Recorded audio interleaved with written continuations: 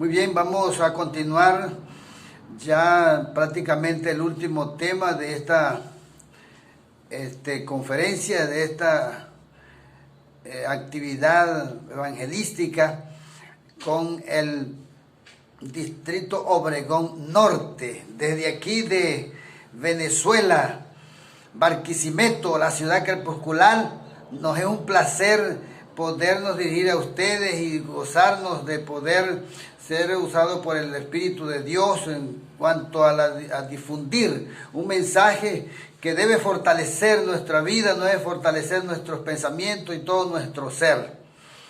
Por eso nos sentimos muy agradecidos por ustedes, mis queridos hermanos del Distrito Obregón Norte, y de manera particular el pastor Manuel Sánchez. Que el Señor me les bendiga. Un abrazo y nos sentimos muy agradecidos.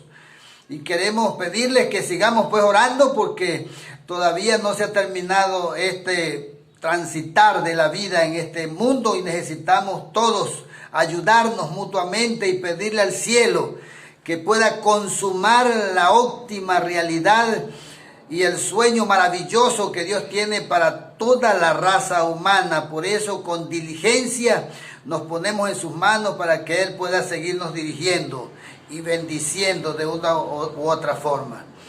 Así que vamos a orar. Cariñoso y eterno Padre, te damos gracias por tus bendiciones y tus bondades. Gracias porque nos permites el privilegio de poder llevar adelante un tema más en cuanto a la grandiosa promesa de nuestro Señor Jesucristo. Por lo tanto, pedimos la dirección y la conducción, orientación máxima del Espíritu Santo. Lo agradecemos, lo pedimos en Jesús. Amén y amén. Muy bien, el último tema que tenemos en esta oportunidad se titula No más separaciones. Entendiendo pues y comprendiendo legítimamente que Jesús causó gran tristeza en los corazones de los discípulos cuando Él se estaba despidiendo prácticamente, que regresaba y retornaba al Padre, porque era una necesidad, porque Él lo dijo: es necesario que yo me vaya, porque si no me fuese, no vendría el Consolador. Por lo tanto, me voy para enviarles el Consolador, para que los ayude en esta circunstancia. Él dijo unas palabras también muy célebres en Juan 16, 22. También vosotros ahora tenéis necesidad, tenéis tristeza, pero os volveré a ver. Se gozará vuestro corazón, le dijo. Ahí estaba la promesa insertada, y nadie os quitará vuestro gozo. De esa manera, el Señor Jesucristo estaba consolando a sus discípulos en aquella oportunidad, sabiendo pues que la noche se acercaba de tinieblas en contra de Él, porque se acercaba. Él presentía la aproximación de la muerte que lo venía a agobiar. No solamente eso, sino que inmediatamente, pocas horas, iba a sufrir un golpe mortal con respecto a lo que Judas iba a hacer. Judas lo traicionó, y al traicionarlo significa que en él no había nada bueno, sino que fue como un desprecio completo y total de Jesús, del tesoro más grande que se había ofrecido a la raza humana. Allí Judas estaba yéndose y apartándose y entregándolo a los enemigos. Pero no solo eso, sino que sus más íntimos amigos, que eran los discípulos, más tarde Pedro, también le dio un golpe certero. Fue cuando lo negó. Y cuando Pedro negó a Jesús, estaba negándose de la bendición celestial, de la salvación eterna. Al negarlo, estaba representando a la raza humana, que muchas veces nosotros también hemos negado, muchas veces lo hemos traicionado, como Judas y también como Pedro. Allí nos vemos claritos reflejados en esa realidad. Pero no solo era eso. Los otros discípulos también agarraron sus propios caminos. Y ese camino que ellos tomaron manifestaron directamente indiferencia hacia Jesús. Y quiero decirles, mis queridos oyentes, cuando nos tratan con la espada de la indiferencia, es cuando nos hieren más, es cuando nos hacen sentir peor. Y eso era lo que Jesús, una cosa tras otra, venía sufriendo, venía sintiendo en su propia carne. Pero también los judíos, ¿qué hicieron? Los judíos entregaron al maestro en las manos de los soldados agresivos que finalmente lo colgaron en aquel madero, en aquella cruz, donde se iba a consumar la auténtica realidad del maestro para garantizarnos a nosotros esa viviente esperanza. Y finalmente allí se fue consumando una cosa tras otra y Jesús también estaba triste. Por eso Él les dijo claramente en San Juan 16:22, también vosotros ahora tenéis tristeza. Él se incluyó, que también estaba siendo agobiado, herido, movido sus sentimientos. Sus emociones estaban siendo golpeadas, porque en esa hora fue cuando la soledad quedó solo las tinieblas lo abrazaron, como poniéndolo prisionero en cadenas, como unas cadenas amenazantes. Posteriormente, Jesús veía el asunto por rayos de luz y gozo que le manifestó a los discípulos. Por eso Él les dijo, pero os volveré a verlos. Y ustedes, sus corazones no estarán ya invadidos por la tristeza, la soledad, el miedo, la angustia, el estrés, sino que van a estar rebosando de gozo, de alegría y de contentamiento, les dijo Él, consolándolos de esa manera. Por eso, el propósito más grande que Dios había venido a cumplir en la persona de Jesús, o Jesús había venido a consumar, era eliminar la separación. No más separación. La Escritura nos dice en el libro de San Juan 16:6, Jesús le dijo, dando como el retrato de los discípulos, la realidad de los discípulos antes, porque os dije esto, la tristeza ha llenado vuestro corazón, ha embargado sus vidas, su ser entero. Y estoy consciente porque yo también estoy pasando por algo muy semejante. Y Jesús no pensó en sí mismo. Él fue en los discípulos que estaban pasando y que seguirían pasando por situaciones difíciles de la vida. Por eso Él estaba tratando de pastorearlos, de animarlos con la bendita y gloriosa esperanza de esa forma, de esa manera. Porque había venido a consumar completamente, eliminar la separación que el mismo hombre había tomado sus propias decisiones allá, recordando a nuestros primeros padres cuando le dijeron adiós por primera vez al jardín del Edén. Allá ellos habían fundado consecuentemente la separación del hombre y Dios. Ellos, por su iniquidad, por su pecado, habían causado esa separación. Y es por eso que hoy por hoy nosotros sufrimos, padecemos ese alejamiento de nuestra familia, de nuestros seres queridos. Pero sobre todas las cosas, lo que nos pone a gemir más es la separación de Dios, la separación con Dios. Ese es el asunto más temible. Por eso en el libro de Isaías encontramos confirmada esa verdad en su palabra. Allá en el capítulo 57 nos dice, pero los impíos son como el mar en tempestad, que no pueden estar quietos, y sus aguas arrojan cieno, lodo. No hay paz para los malvados, dice el Señor. Y eso es la gran realidad que la Biblia sigue deslumbrando y pintando en el horizonte real. En Isaías 59:2 nos dice lo siguiente: sino que vuestra iniquidad os separaron de vuestro Dios, y vuestros pecados ocultaron su rostro de vosotros para no escuchar. Allí la Escritura está dando acertadamente la auténtica realidad del ser humano. Por eso la soledad es un enemigo, es un compañero enemigo del ser humano, porque el ser humano no fue creado para estar solo, siempre para tener compañía y estar en sociabilidad, estar en interacción, porque para eso fuimos creados. Si vamos al libro de Hebreos 11,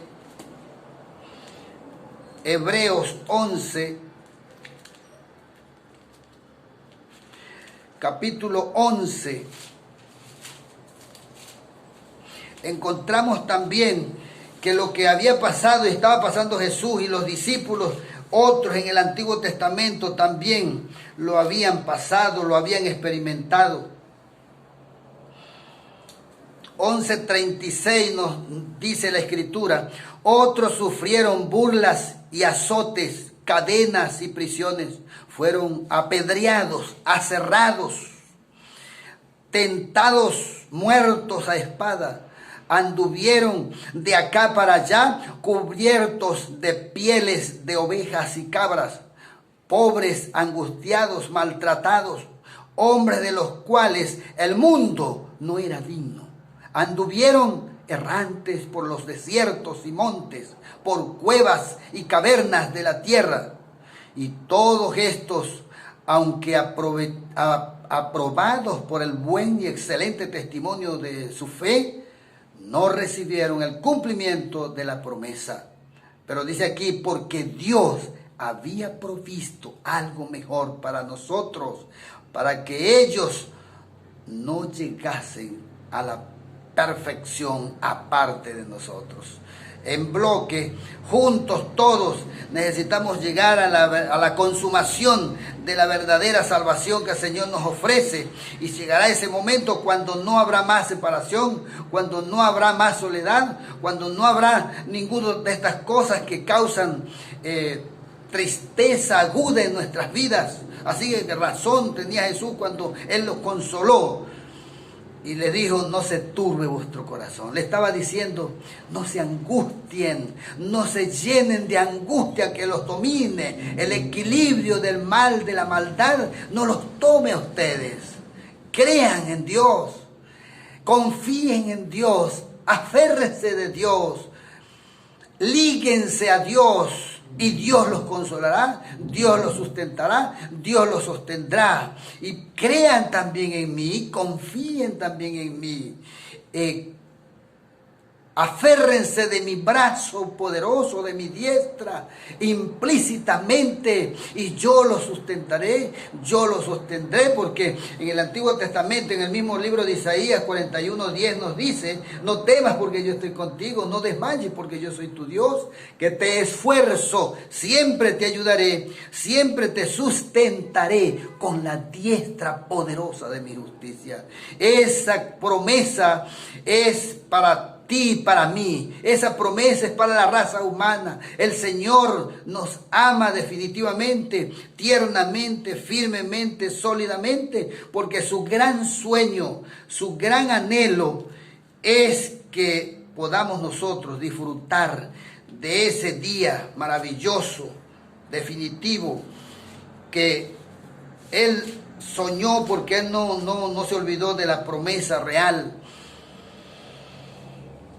Por eso nos habla allí en el libro de Isaías también, el capítulo 65:17, lo siguiente: yo crearé nuevo cielo y nueva tierra, y lo primero no habrá más memoria ni más vendrá al pensamiento de la humanidad.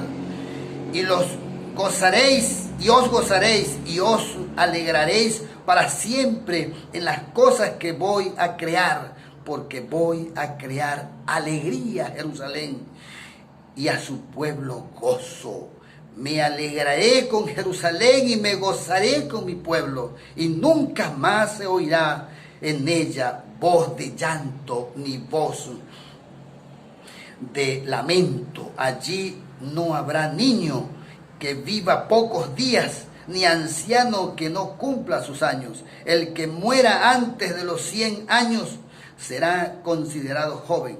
Quien no cumpla con 100 años será considerado maldito. Edificarán casas y habitarán en ellas, plantarán viñas y se alimentarán de las mismas. Por eso ese es el plan divino, ese es el sueño de Dios, donde realmente después de estar 1000 años en los cielos, Dios está prometiendo que vendremos a la tierra donde todo se plantará y cada uno tendrá una viña, donde nos gozaremos, donde seremos felices. No tendremos nadie que nos amenace nuestra integridad y lo que nos pertenece, sino que ha sido totalmente limpiado del pecado. La humanidad será purificada, perfeccionada y será de alguna forma perfecto para honra y gloria de Dios. Y ahí se nota el equilibrio. Y sigue diciendo en el versículo 25, el lobo y el cordero pasearán juntos y el león comerá paja como el buey y el polvo será el alimento de la serpiente. No afligirán ni harán mal en todo mi santo monte, declara ciertísimamente el Señor de los señores, el Señor Jesucristo, nuestro amante Salvador. Y finalmente estaremos cerrando con ese capítulo tan bonito y tan grande en Primera de Corintios 15. Primera de Corintios 15 nos da la garantía de esa realidad, porque eliminará esa naturaleza que viene a ser como un gran monstruo que te domina, que te controla a ti, me controla a mí. Y por eso dice la Biblia en Primera de Corintios capítulo 15, versículo 51, os voy a decir un misterio, dice Pablo, no todos dormiremos, pero todos seremos transformados. Alabado sea el nombre de Dios. En un instante, en un abrir y cerrar de ojos, a la final trompeta, porque se tocará la trompeta y los muertos serán resucitados incorruptibles y nosotros seremos transformados, porque es necesario que esto corruptible sea vestido de incorrupción y esto mortal sea vestido de inmortalidad. Y cuando esto corruptible sea vestido de incorrupción y esto mortal sea vestido de inmortalidad, entonces se cumplirá la palabra escrita, la palabra, la simiente de Dios, la simiente verdadera. Dice, sorbida es la muerte en victoria. Muerte, ¿dónde está tu aguijón? Oh sepulcro, ¿dónde está tu victoria? Ya que el aguijón de la muerte es el pecado y el poder del pecado es la ley. Pero gracias damos a Dios, quien nos da la victoria por medio de nuestro Señor Jesucristo. Así, hermanos míos, amados, estad firmes.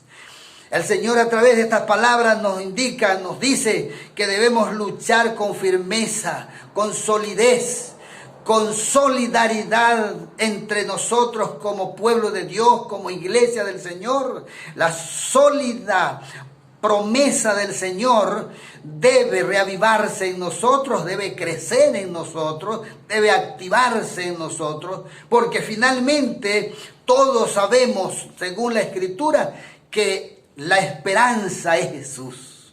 Nuestra esperanza es Cristo. Por eso la relación reivindicativa y renovadora diaria con el Señor Jesucristo es lo que nos da la garantía que te estás preparando y te estás haciendo listo para ese día maravilloso. Por eso la Biblia lo dice claramente, que el que se ha apropiado de esta esperanza se purifica a sí mismo como Él es puro. Y eso es lo que Dios quiere, que seamos purificados en una vida honesta, sobria, justa y piadosamente, y la gente va a ver en nosotros que estamos siendo dirigidos, coordinados, conducidos, y más que eso, están viendo en nosotros magnificado Cristo Jesús en nuestra experiencia, maximizado en nuestra vida. Hay que saborear esa vida con Cristo Jesús ahora, y estaremos ciertísimamente garantizados y seguros que en el día postrero, cuando Cristo aparezca en el horizonte, esa esperanza se convertirá en una auténtica realidad. Por eso, mis queridos oyentes, mis queridos hermanos, familia apreciada del distrito Obregón Norte, la invitación es que podamos pues concentrarnos un poco más en la vida de Cristo Jesús. Como lo decía el apóstol Pablo, para mí el vivir es Cristo.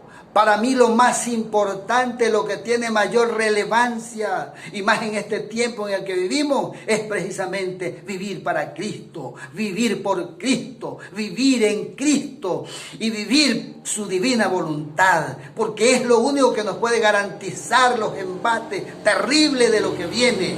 Por eso la invitación de Dios es que nos aferremos, podamos abrocharnos los cinturones de la justicia de Cristo, para que nada ni nadie nos separe de Dios, nada ni nadie nos aparte del Señor. Y esa es la invitación ahora. Estamos terminando y pueden haber personas que quieren bautizarse, que quieren pues comprometerse con el Señor Jesucristo, y la invitación es esa. No lo pienses dos veces, no te detengas, es el tiempo de salvación, es ahora. Entrégate al Señor Jesucristo.